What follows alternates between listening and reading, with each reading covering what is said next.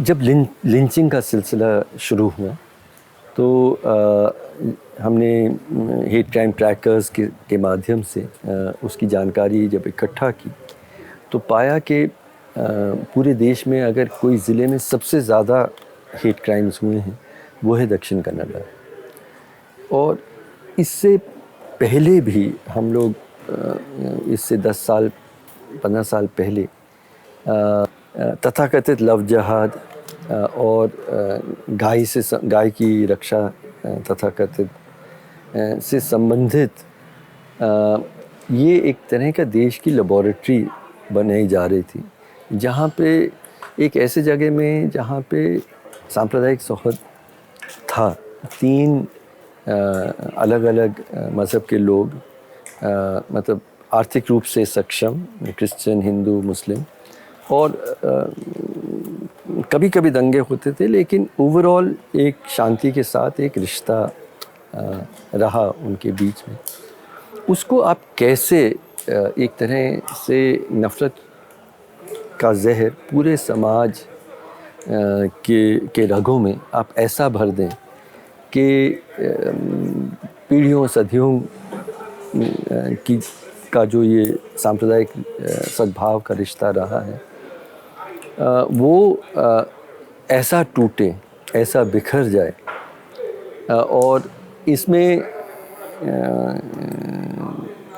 जिसे लव जहाद कहा जाता है, ये एक अजीब सी सोच है कि मुस्लिम लड़कों को मदरसों में सिखाया जाता है कि कैसे खूबसूरत बने और कैसे हिंदू लड़कियों को आकर्षित करें। हिंदू लड़कियों के दिमाग में कुछ है ही नहीं, वो वैसे ही धोखे में आ जाते हैं। और इस तरह की का एक अब ये आम बातचीत का हिस्सा हो गया है, कानून में इसकी बात हो रही है।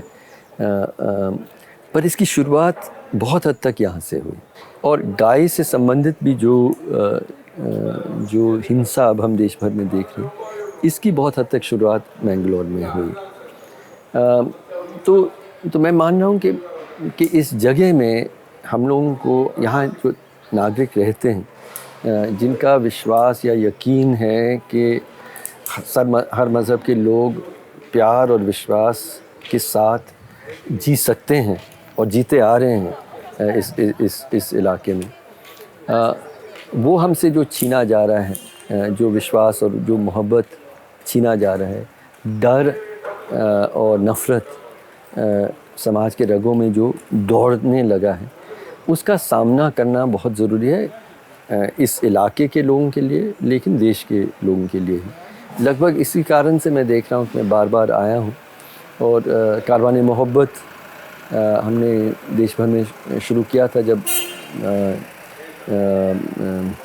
लिंचिंग का सिलसिला शुरू हुआ। और हमें लगा कि देश और समाज की चुप्पी, जो खामोशी है, वो बहुत ख़तरनाक है। हम लोगों को उसका जवाब देना है, और नफ़रत का जवाब हम कैसे मोहब्बत के साथ दें, वो यात्राएं हमने शुरू की। और पहली यात्रा में ये इलाका शामिल हुआ। एंटी सीए प्रोटेस्ट में संविधान को हाथ में लेके सबसे बड़ा देश में शायद या सबसे बड़े में से एक जो गैदरिंग था वो यहाँ हुआ, उसमें भी मैं आया था।